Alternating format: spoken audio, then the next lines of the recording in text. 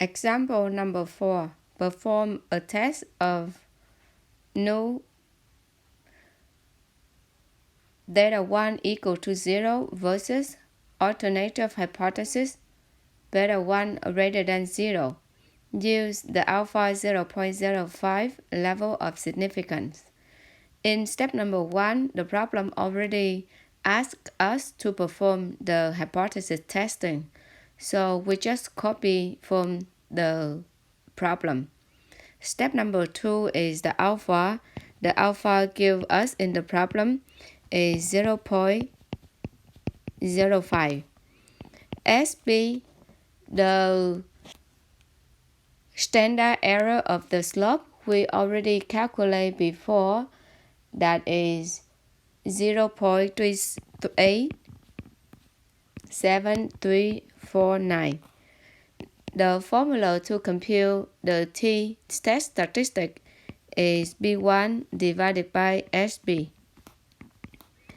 Now let's put in the SB first, 0.387349. B1 is the slope of the sample. We will use the Excel equal slope, or we get the regression line and we look at the number in front of the X. The B1 is 5.63934134. And we divide them together, we got the answer is about 14.56. This is a different way that you can do. So instead of do step number 3 and number 4 as in the book, you can do another step 3 and 4. So for step number 3, as I said before, you can calculate the R using the Excel Corel, and then follow the instruction in the Excel, or you go back to chapter 4 to review the Excel how to we do the correlation coefficient. And then we can use another formula. So T equal R square root of n minus 2 1 minus R square. We put in the R. When you use the Excel to compute the R, you will get the answer for R is 0.964268. Then we input the R into this formula.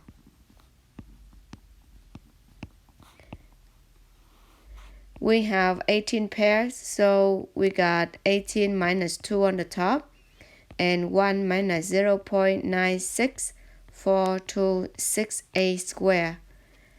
We compute this expression and we will get the same t value as we did the other way.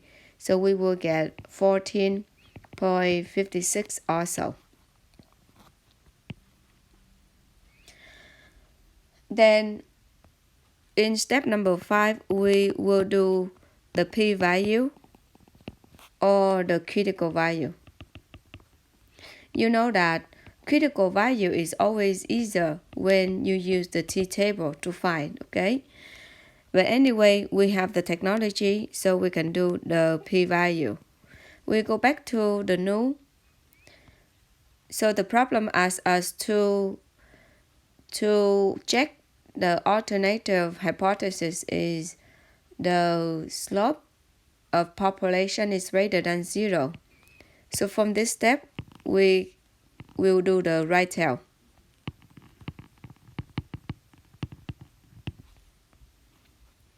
Okay, now we do the right tail. The shaded region is the one that we have to find. And the point we will input in here is the test statistics, so 14.56. And then we will use the technology to find P. You recall that the degree of freedom will be n minus 2. Then you will use 18 minus 2. And you will use 16. You will get this P is very, very, very small. It's like 0.0000 and so on. Actually, the answer is 0.0005. 9, but it's very close to 0. For the critical value, we using the right tail. The alpha would be 0. From before 0.05. And we will look at the table.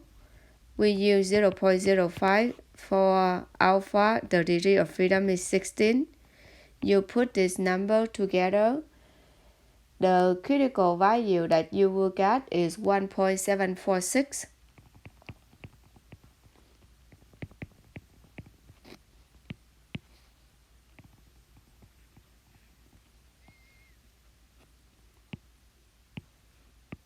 Okay, so 14.56 land on the shaded region, and that is the reject the null region. And the same thing is you do the p-value method, because the p is 0.000 and so on, so it's less than alpha. So we also making the same decision, reject the null. When we reject the null, we go back to the null. So the null gone, so we have the alternative hypothesis left. So we have beta 1 greater than 0. Beta 1 greater than 0, the conclusion for this is there is a linear relation. There's a linear relationship between the two data.